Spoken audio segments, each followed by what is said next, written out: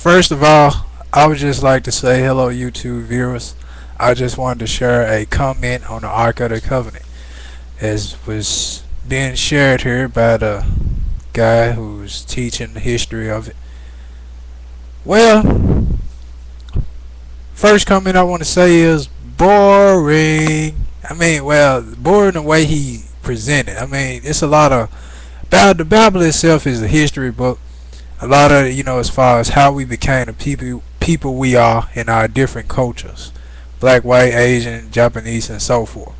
So, but as far as the way he presented, but as far as with the Ark of the Covenant, the Ark of the Covenant, of course, that is true that the Ten Commandments was placed in the Ark of the Covenant, and on top of it was a symbolism of two beings facing one another, and they looked alike. And those two beings facing one another, those two images, is the Father and the Son, one in unity. That's why those two eagle-like figures are facing one another, representing the Father and the Son, representing God and Jesus. So when a person was to come before the Ark of the Covenant, they was to come before God and Jesus, because that's what those two eagle-like figurine things represent. So, saying it to say, as far as that's why though their design was there, their symbolism, it looked just alike and going towards one another. Also, this right here, very interesting. You may say, okay, well, God and Jesus, the Father actually was both, but they was against, false gods being worshipped, put before them, or mainly the Father, mainly against false gods being put before him and worshiping any other god, period. False, man-made god. So the Israelites built a golden calf out in the desert, and when they built this golden calf, they worshipped it. Of course, you remember that story, while Moses was away, getting the Ten Commandments, and not only getting the Ten Commandments, but also the reason Moses was gone for so long, because he was writing the first 6 books in the Old Testament. So a lot of people may wonder, why was Moses gone for so long in the mountains just to bring back 10 Commandments? Well, he was writing those books as far as Genesis, Exodus, the rest, Leviticus, and all the rest. He was writing those books right there to begin the process of starting the historical book, the Bible, the history book. So that's another reason why Moses was gone for so long in the mountain. So when Moses came back, of course, they saw him worshiping the golden calf. He got angry and threw the commandments down, which, he was not told or commanded to do so, but he did it out of his own intentions, as if he was expressing the anger of Heavenly Father. Well, Heavenly Father was more so like, well, hey, you could have kept the place. I deal with the people, but now you got to come to me and do the plates all over again. The plates, my commandments still remain. But, hey, we all make mistakes. There was a mistake on Moses. A couple others he made, but we are all imperfect in flesh, so that part of us that make us human.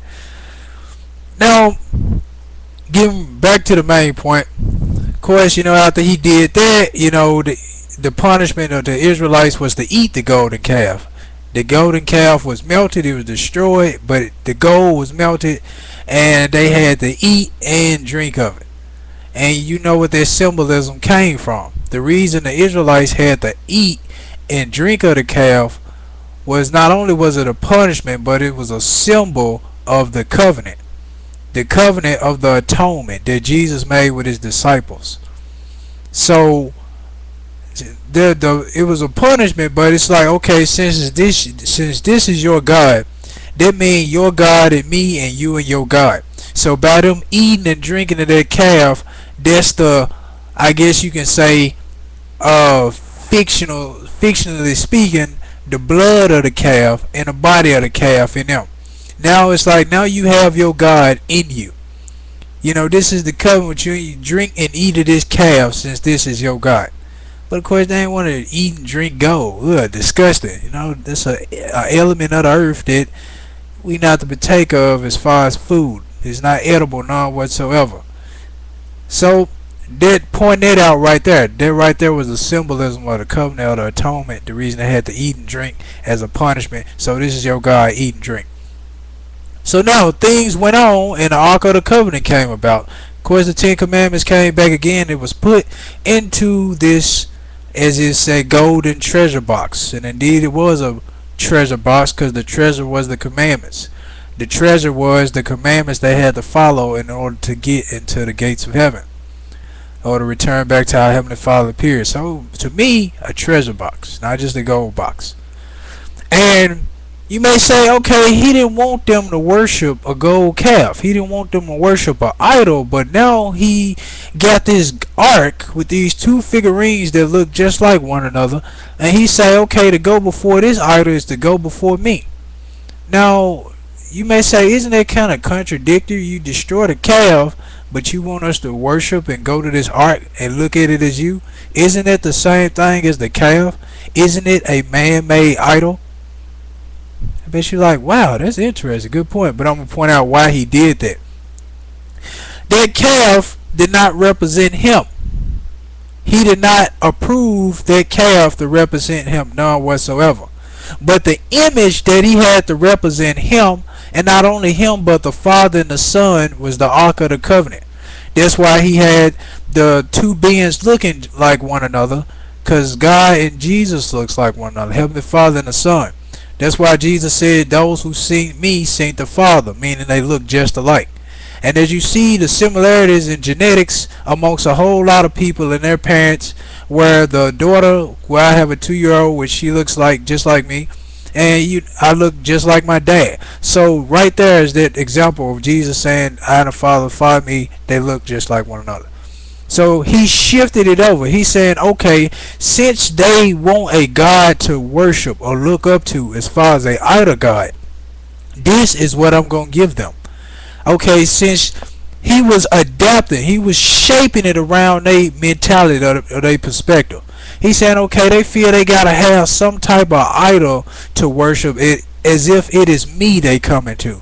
So that's when he shifted it over and made the Ark of the Covenant with the two symbols representing him and Jesus. And they go before him, they go before the Father and the Son.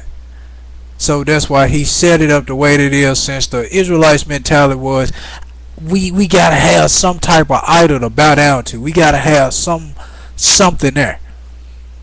And that's why he did it. Right there. So I just wanted to share this history lesson as far as about the Ark of the Covenant. And I just want to do a video response. My first video response to any other thing on here as far as site or whatever being shared. But this one I felt I had to share it.